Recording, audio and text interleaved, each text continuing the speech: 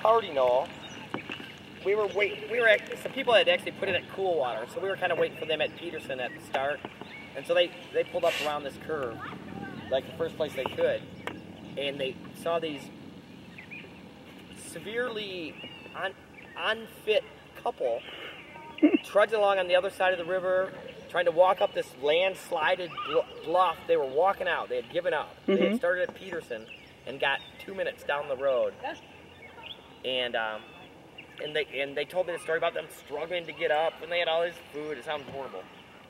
Well, we canoe a little while longer. We come, and there's this couple sitting up on one side of the road, or the river, and there's a canoe up on this bank on the other side.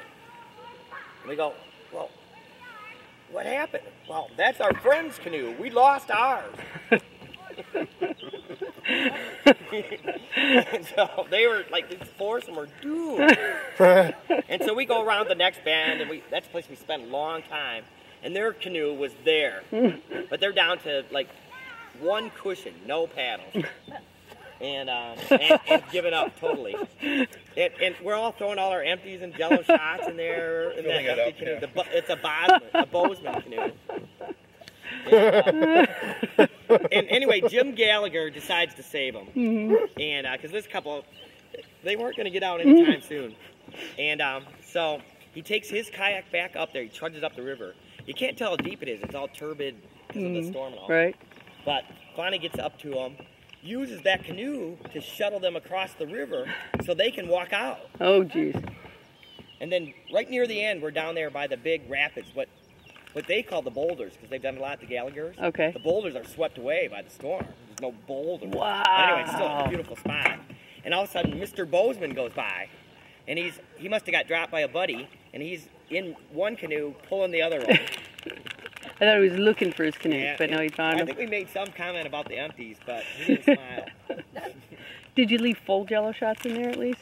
No, empty. Oh yeah, very bad. Here's a different story. Spalding and Whitney, and you haven't heard this one. Okay. They up in front, we saw Spalding at that first party knoll, but that was it. Right. And Whitney was his sidekick. But they ran into these other people who gave them they called it infinite amount of Jello shots. Like just random, a girl from Fenton. Potent. What? And potent. Potent Jello. Oh, potent Jello shots. Oh, potent, okay. They both got into their kayaks and both rolled 2 minutes later. Even Spalding, they just went in. And it doesn't sound like they rolled as much as just made bad judgment errors. Maybe they just suddenly dozed off. Well, no, they made bad judgment errors. Because that was the flaw of the river, is so many people were condensed into it. If you went into an obstacle place with drunk canoers, you tended not to come out. Yeah.